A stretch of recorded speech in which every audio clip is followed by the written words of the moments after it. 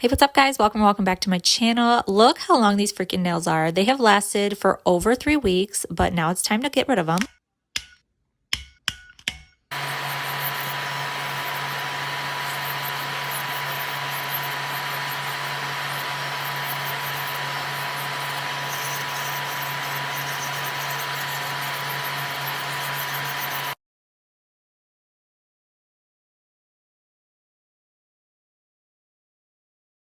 Okay, that's enough of that. So I'm using Polygel. This is Patty Gel from Long Hair Pretty Nails, and I got some dual forms here. We're going to create our new tips. This is the color Marshmallow. Such a pretty color. You're going to need some rubbing alcohol. As you can see here, I'm trying to manipulate it and just flatten out that cuticle area the most I can, and I'm going to apply it onto my nail. I'm just going to cure the bottom of it with my flash curing lamp. Then I'm going to turn my nail over and flatten that out underneath. If you don't have a flash curing lamp like this, you need to get one. It is such a game changer. I'll link it below.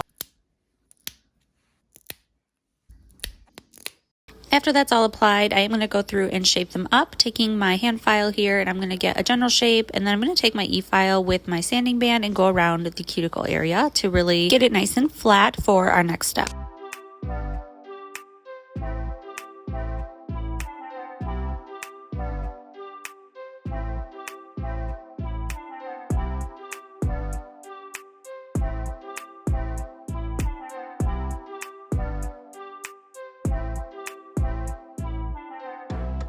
Getting rid of all that nail dust, I'm now going to go in with this rubber base. This is from Ellen Nailed It. I found her on Instagram, I want to say, but I believe she's on TikTok as well. This is her own brand. She does have a lot of options to choose from, but I will link this one down below. And this green color I have on my other hand as well. I'll link below. You can use a rubber base as a base coat, but since I have Polygel on, I'm just going to go right in with the product. So I apply a slip layer. You're not going to cure that layer. And now I'm just going to go in with the bigger bead and float that into the slip layer. I always take a liner brush, and now I'm going to take that around the cuticle area and down the sidewalls of the nails, and then I turn my hands over to level out that apex area so gravity pulls it towards the center and gives us a nice even surface.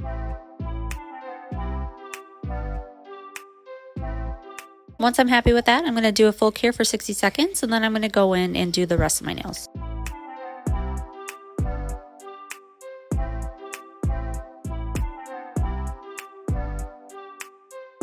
This is how it looks after application. Honestly, I really like it. I could have just thrown some top coat on there and called it a day, but we're going to go and add a design. So I'm using the frosting gel paints from Profiles Backstage, and we're going to do some isolated chrome as well. Honestly, I think this is the first time I've tried like isolated chrome, so it was a little bit of trial and error, but we did figure it out. So I'm just basically going to put my base design on with this gel, and then I'm going to cure it in the lamp for 60 seconds. This is going to be a flower design. I didn't really get any Valentine's nails out, and it's too soon for St. Patrick's Day, so that's why I went with this look. So we're going to do some tulips and then add some leaves in there too. One thing that I forgot to show was that I did buff the surface of all of the nails, and then I did wipe it down with acetone too, just to kind of ensure the isolation of the chrome. That is a very important step. Do not just go in there with your gel paint and then go over it with chrome thinking it's going to work, because it will not.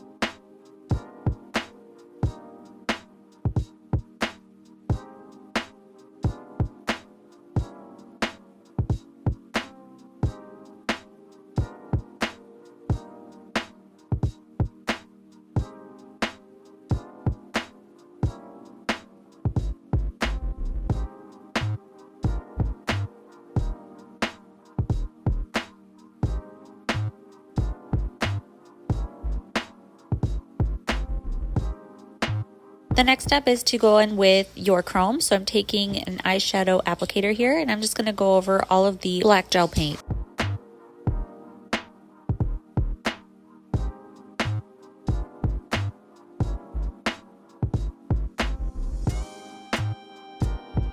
Next, I'm going in with a makeup sponge, and I'm just going to remove all of that extra chrome. There is something so satisfying about wiping away everything and it not sticking to the entire nail. Yay! Now we're ready for our next step. So I'm taking some jelly polish. We're going to use a red jelly polish and then also a green one. The red is going to be for the tulips, and then the green is going to be for our leaves. I'm just going to take my dotting tool here, and I'm going to fill in these flowers. Next, I'm going to go in with a liner brush, and I'm just going to further add some detail to these flowers, making them look a little bit nicer and more neat.